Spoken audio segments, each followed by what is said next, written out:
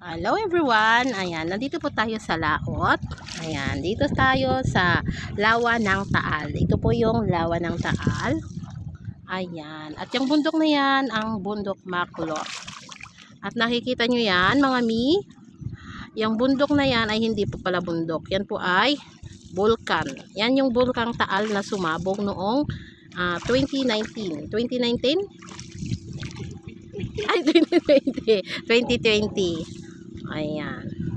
So, ayan, yung aking mister nagkakaukaw. Pupunta po kami sa, sa floating sa isda na aming inaalagaan at kami ay magpapatuka. So, ayan, yung mga nakakasalubong natin yung bakang iyan ay galing po yan sa Laot.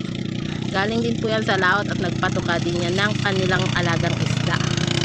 So, ayan, ang buhay ng mga batang genyo. Sa kalawakan ang kanilang pangkabuhayan. Ayan, isa na si Mr. Romantico. Mahilig yan sana eh.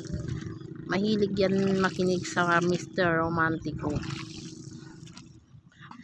Mr. Cupido. Ayan, belated happy Valentine nga pala sa mga may mga napusong may mga napanang puso. Ayan. Mga natuhog na puso.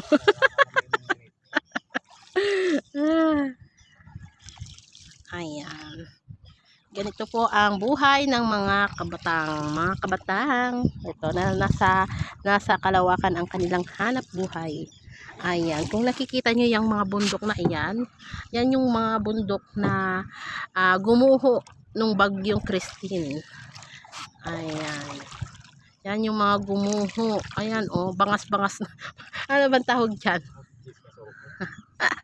Ayan. So, nakikita nyo, kami nasa gitna ng kabundukan at lawa ng Taal. Ayan. Kaya pag pumuntok ang bulkan, malapit kami sa bulkan. Bulkan at landslide yung kalaban dito. So, ito nga pala yung aming inaalagaang isda. Baba na, alipipay. Wait lang. Oh no. Hawakan mo, baka ako madulas. Hawakan mo yung bangka. Ayan. So, hawakan mo, iharap mo sa akin yung camera. Para makita. So, ganito yung tama. Ito na, wala. Wala naman yung nag-power up. Ay, power up na patay mo. Wala na. Cute. Ayan. Ito yung aming inaalagaang isda. So, asan ang similya ito? O parehas. Ayan, o kung nakikita nyo yung maliliit na ano. Ito ay tilapia. Similyang tilapia. Ayan mga mi.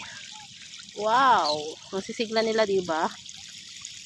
O yan. Similya pa lang po ito mga mi. Kaya aalagaan pa namin ito ng ilang buwan. Ng 7 months bago ito harvestin.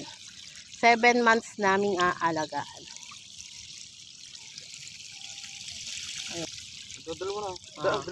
Yung similyang ito ay 2 weeks na. Kapag lumaki na iyan ay mapupuno na ito. Mapupuno na yung ating floating. Kaya maliliit pa lang sila kaya dyan muna sila. Pag lumaki na sila, yan, halos lahat ay makikita mo na yung kanilang dami. So, ayan. Meron din tayong ano dyan.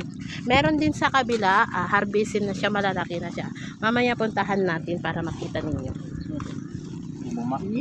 Bakit? Ayan yung aking napakamasipag na Ikaw kasi gusto live.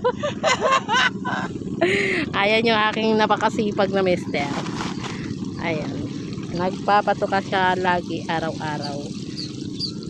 Umaga't hapon ang pagpapakain ng isda. Ayan. So, ikakat na natin yung video at hanggang dito na lamang. Ayan.